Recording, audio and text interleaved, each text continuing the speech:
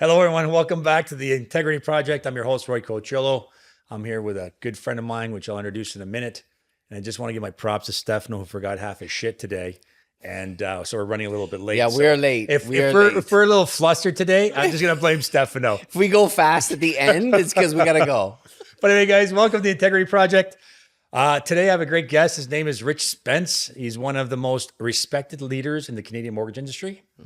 He's the founder of, he's not the founder, he's a president of Mortgage Center Canada and a mentor to thousands of mortgage professionals across the country. He's also the founder of Eye Contact, which probably nobody knows who they are anymore. It's an old company, yeah. But probably one of the first CRMs. So you were kind of more of a visionary, somebody who really started something that no one was doing. You're known for your wisdom, integrity, and the people first approach.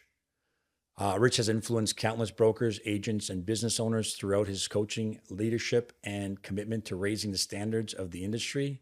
Beyond business, Rich is admired for the life that he's built with his wife and family, often speaking about the importance of purpose, connection, personal growth, and finding a true life partner. Today, Rich joins us in the Integrity Project to share lessons from a lifetime of leadership, entrepreneurship, relationship, and living with integrity. Wow, thanks, Roy. Hey, you're welcome. I appreciate that. You're welcome. You're welcome. Wrote that on your own. That was good. That was what? awesome. I appreciate I gotta that. say that I'm very ChatGPT. Yeah, okay. Because I didn't give you anything, and you wrote that. I appreciate that. You know, it's funny. I was gonna call you. Actually, I sent you an email. Said, "Do you want to send me a bio?" But you never did. So I just thought I don't remember. That's okay. Don't Sorry. worry. It's mostly my fault. I'm sure. I'll take full responsibility for that. Listen, you've worked with thousands of mortgage brokers, agents, broker owners throughout your career.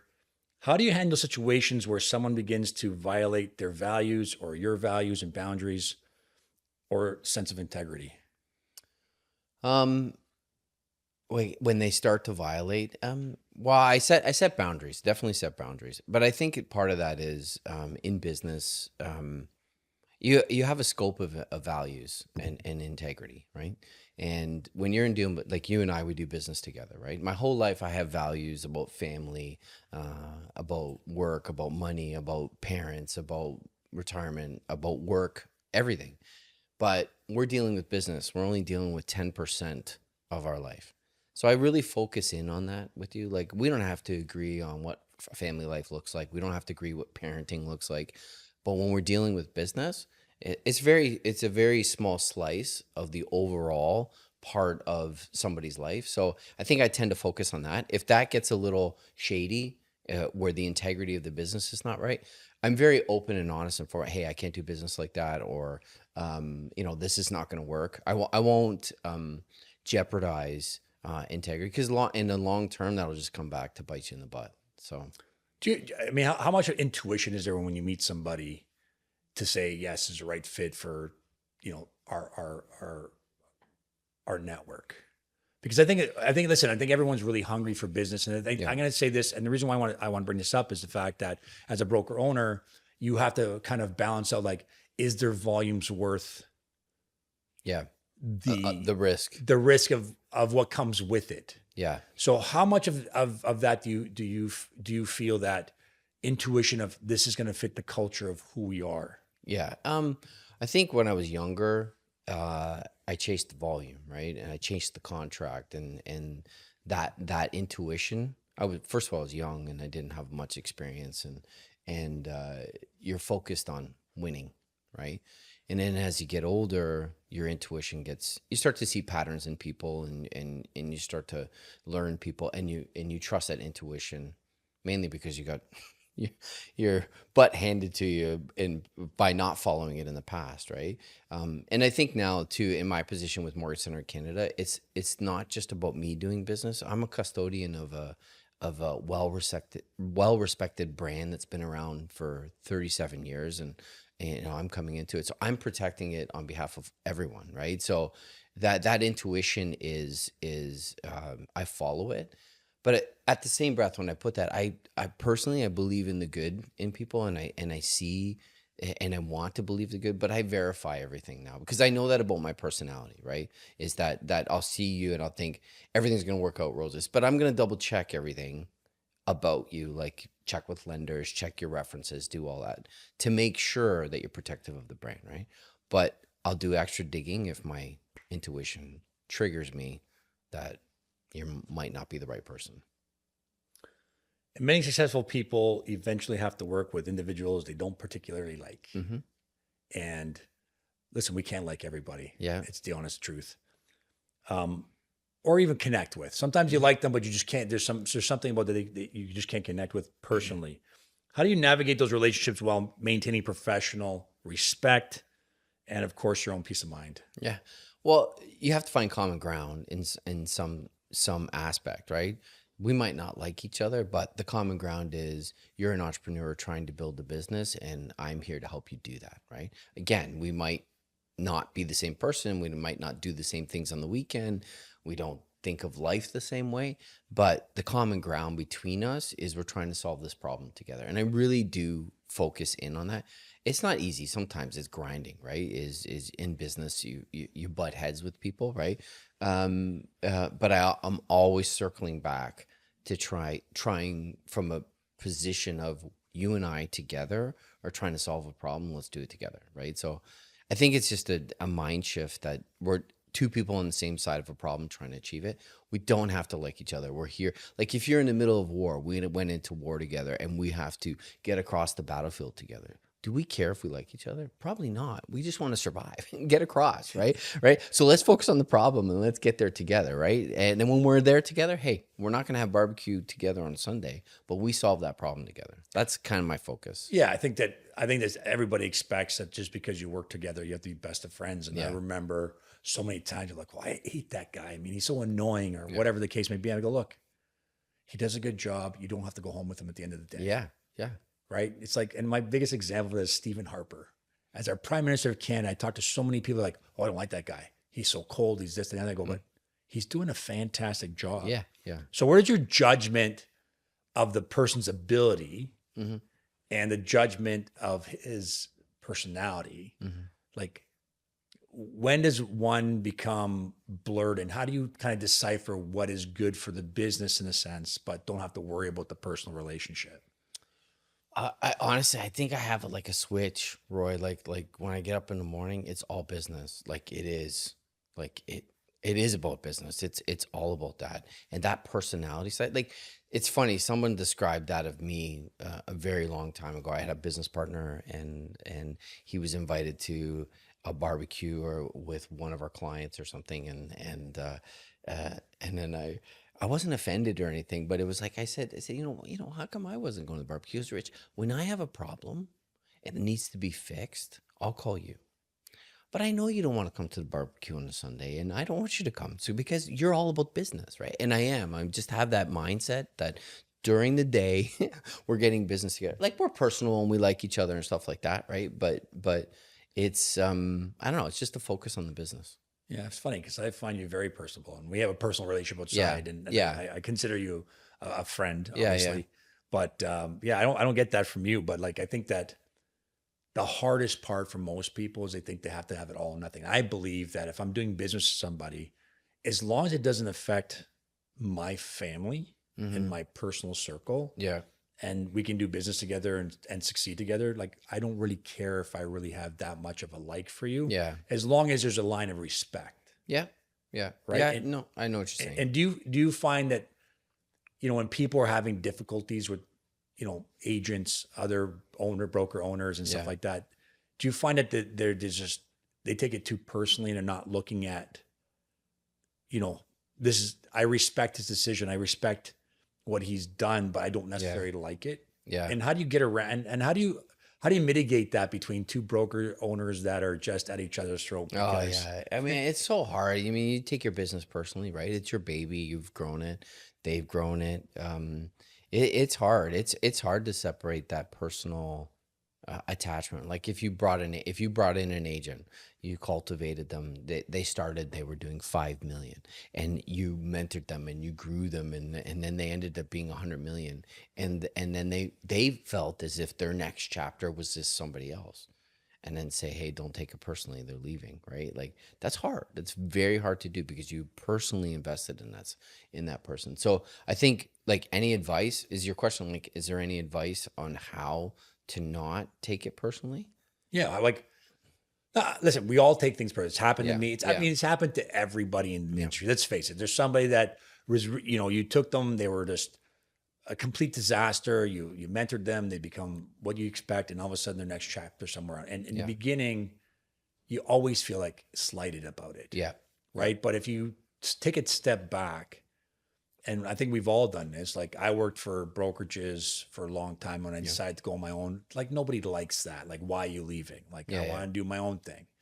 So I don't take it as personal. Actually, I take it as a compliment to the fact that I've put you in a place where hmm you have the courage and the ability to do something different and on your own. My door's always open. yeah, I respect that. yeah, And I wish you the best of luck. yeah. Because if you try to hang on to something too tightly, don't you find it just ends up, you end up crushing them? Yeah, and there's a flow too. Like, good people always find each other, right? And sometimes people, for whatever particular reason, they want to go at this moment in time. You love them out the door, and they'll find a way back to you if it's right, or it's somebody else's turn for you to mentor, right? So yeah, you can't hold it on tight. I think again, if you've been in business long enough, you see that ebbs and flows of people coming in and out, and I think you take it less personally as the older you get, I find.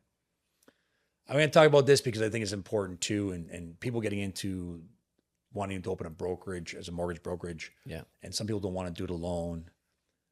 For someone considering opening a brokerage with business partners, what are the 3 most important conversations they should have with them before they start, and Oh, why? well, first of all, you plan for the divorce when you're still in love, right? So, right off the bat, when you are in love, when you are starting that relationship, you need to define what happens when you are not in love. So, some of the more mechanical things I'm talking about is the agreement between a partnership agreement. You need that in place right from the beginning. You also need things. It's called a buy-sell agreement or a shotgun clause. You definitely need to have a way to break up that partnership that is not financially will ruin you guys, right? So there's a thing in business where it's called the buy-sell clause in a partnership agreement where you can say, hey, Roy, I don't love you anymore. 30 days, I'm giving you $1 million and you're out of the business. And then you can say, whoa, whoa, whoa, whoa. I love the business. Rich, I'm giving you $1 million and you're out of the business. And it allows you to get divorced within 30 days really quick. No lawyers involved, no bullshit, no thing. So number one, a well-defined agreement right from the beginning that outlines a divorce if it were to happen. That's number one. The second thing is partnerships do not work if you both do the same thing. You cannot. If you're sales, Yeah. and your partner is sales, you guys, it's done. If you're sales and they are compliance, you got a good chance. Or if they're operational and you're sales, you can't do the same thing, right? You're coming together, and you both have to have different skill sets. You have your lane, they have their lane. You're great at sales. The business needs that. The business also needs a strong operational. So partnerships where you guys do the same thing never works. And then the last part, the third part would be you're in sales, they're in compliance, is well-defined measures of success. Is because partnerships, what happen is you're amazing at sales. Okay. I know you're very good. You can work 5 hours a week and fill the pipeline. And then the rest of the week, you're going. Yeah, you go jerk off, take off. Yeah, you do whatever you want, right? Yeah. But your partner's gonna see that you're goofing off the whole week, but you achieved what you needed to do in 5 hours, right? So it has to be very well defined what each person's role is. Like if your goal is to bring in $100 million in sales, and you do it in 6 months, then you've achieved your goal. So you have to really define what success looks like in that partnership, because then you'll start to resent each other if you don't. Do you have to assess what values you each bring to the table? Like, for example, like I am terrible with administration stuff. That's why my partners work really well with me, because like Savio takes care of the money. Yeah. Shane takes care of the hiring and HR and all that kind of stuff, which I hate doing.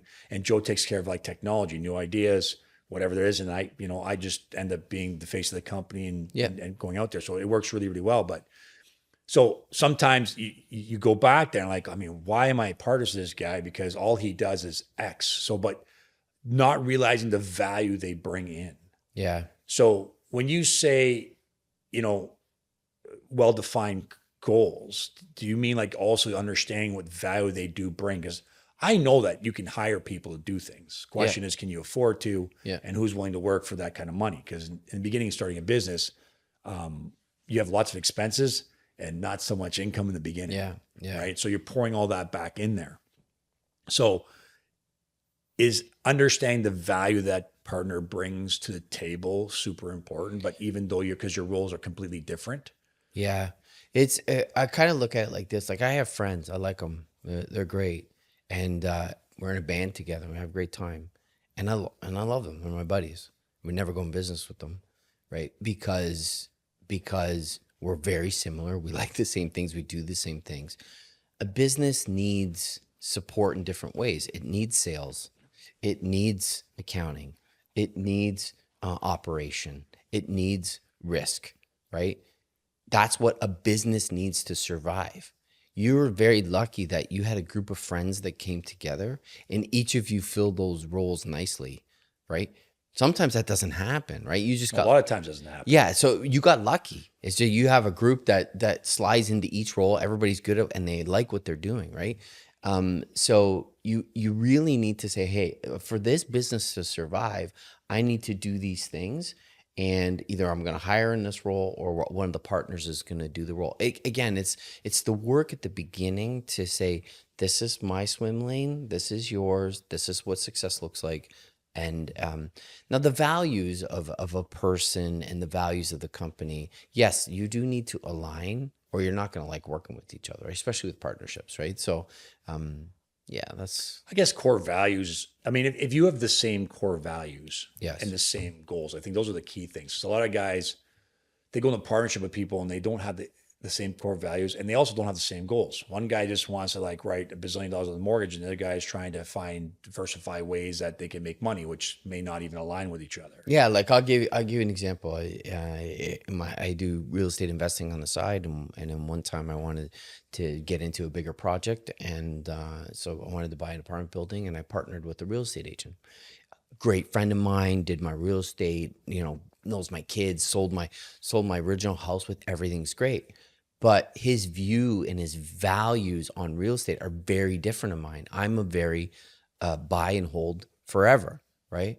He's a real estate agent. He's transactional. So he's buy, fix it up, sell it.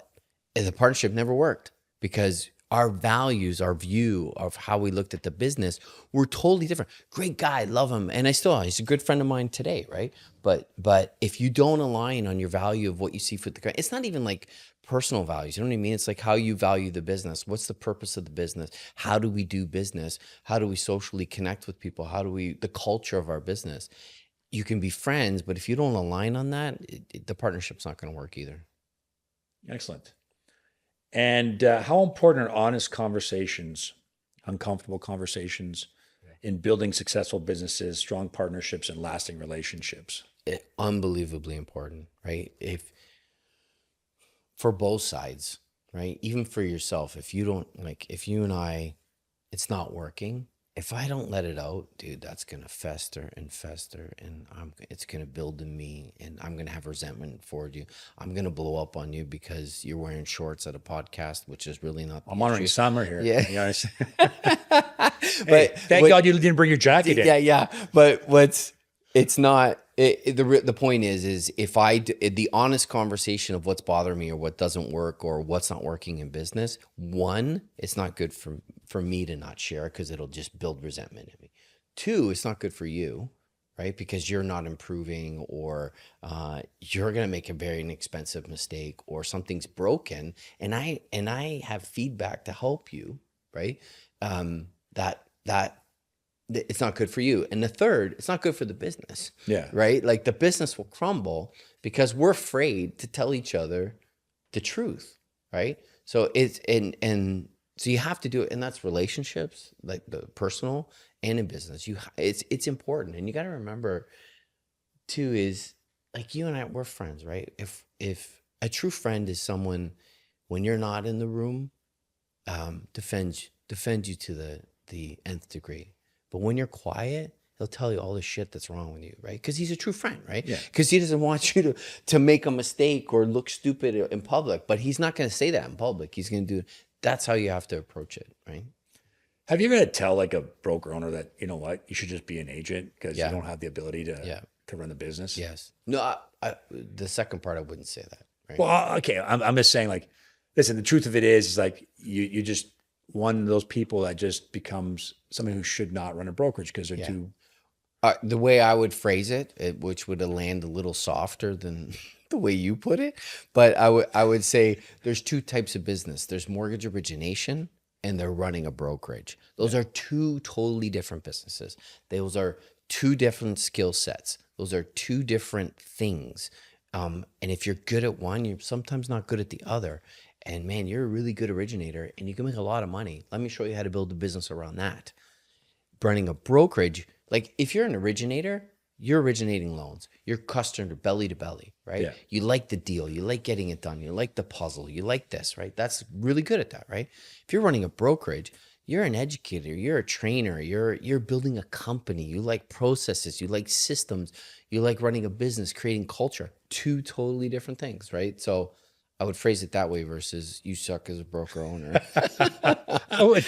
Did I say that? Kinda. If I was on the receiving end, yeah. That's how you take it, right? Yeah, yeah. I guess language is really important, and you know, I'm very known for being not I say inappropriate, but sometimes I can say things a little bit aggressive, and I don't mean any harm by it. No. It's just sometimes it's easier for me just to say it and then discuss it than trying to pussyfoot around a little bit. No, I'm with you, but the only thing I've learned over the years is you have to see who your audience is. Right? 100%. Like if you're with me, sure, right. But if you're with my 20-year-old daughter, you gotta. The landing of it's got to be a little bit. I firmly believe that you have to feel out the room before you. Yes, and I'm also a firm believer that the longer you wait to have the conversation, the more aggressive it's going to be. Yeah, and it's cancerous the longer you wait. Everybody hurts the longer you wait, right? In a different way, saying this, the most expensive time in a business owner's time in a business is when you have an employee and you know you have to let them go, and the date that you actually let them go, that gap is the most expensive time in your business. 100%. Right? So have that hard communication, hard and fast. And you know what? Even for the person, right? You know, it's like anything. It's like being in a relationship that you really don't want to be in, and you drag it on for another year or 2 years because you don't have the courage to tell them the truth, right? Yeah. So just like when you're in high school and you wanted to break up with that person. Yeah. You just ignored them until they did the breakup. That's terrible. I know. And I think that also it's just one of those things that people have to understand is that, you know, the longer you hang on to it, the more difficult it becomes. And when it actually happens, it's going to be way harder and way worse than if you just address it when you're ready. Exactly. Where do you see the greatest opportunities for more integrity within the mortgage industry today? And what practical steps can we take towards it? So more integrity in the mortgage business. I think it's education. I think, and that's a hard question. In where I'm at right now, because Mortgage Center is made up of some really good people, right? Like Mortgage Center is that brand where I would say we have integrity, and what I see that we do well, our people do well, is that the client's best interest is always put first, right? And I think as an industry as a whole, we have to think about that, right? Is not chasing the commission, is putting the client's interest first, educating, slowing it down, right? The one thing I have hard where we can get better is the voices in our industry. When you're on social media and you're out there and you're educating or you're talking about what's going on, when you and I watch somebody, we're coming from a base of 25 years of experience. We know what works. It's entertaining to us, right? Or we're understanding what they're saying. It's very complex. But at the same time, those people and those voices online, you have to remember, my 22-year-old son, my 20-year-old daughter are watching that same social media post.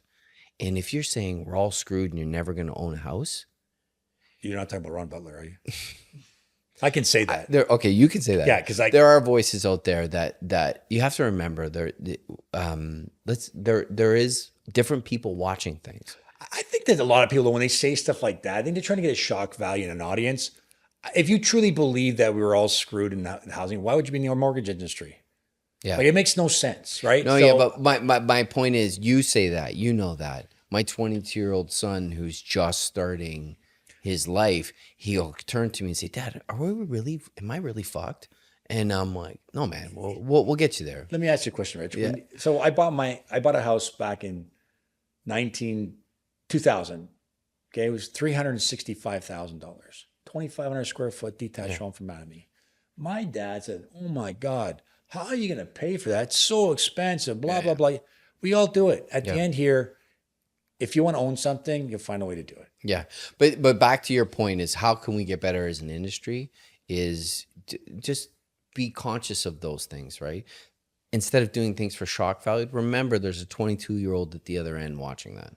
We're just getting a little bit long here, so I just want to ask you a couple more questions. Okay, So number one is, what does integrity mean to you?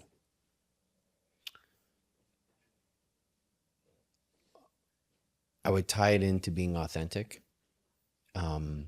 and being true to what your values are. Very good. I like that. Short, sweet, understanding.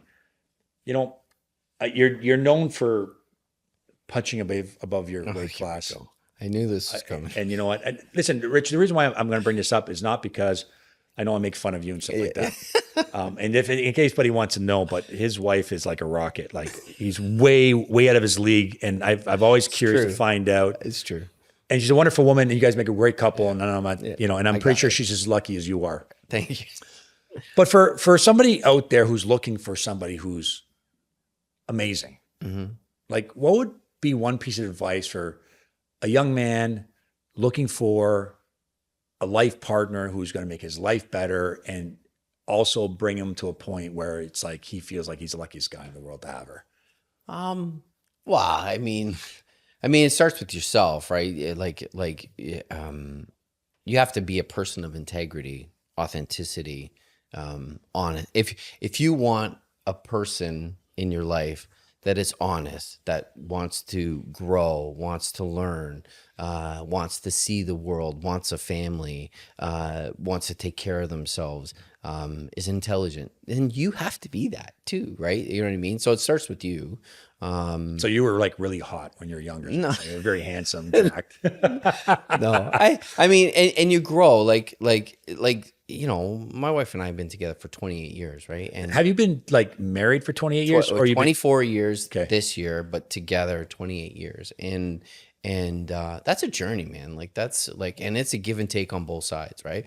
I'd say I know when you prepped me on this, you said your soulmate, right? I think finding your soulmate is 10% luck and then 90% working together over 28 years, right? And you fall more in love as you go through different things together, right? But you're definitely working at it the entire time, right? So you're an inspiration, a wonderful family man. You have a great family, lovely kids. Your wife's amazing. I love your relationship. We always have great dinners together and great conversations. So, Rich, I want to thank you for being here on the Integrity Project. And just for people to know, where can they find you if they want any more information, either on the Mortgage Center or just wants a really cool guy to chat with? mortgagecenter.com or rich at mortgagecentercanada.com. Be happy to chat with anybody on anything. Thanks for having me, man. I really appreciate it. Rich, always a pleasure, my friend. Thanks very much. It's the Integrity Project, guys. Thanks for watching. If you need to watch us on Spotify, it's the Integrity Project. RC Truth Academy on Instagram, and on Facebook, it's just Roy Cocciollo. So, guys, thanks very much. See you soon.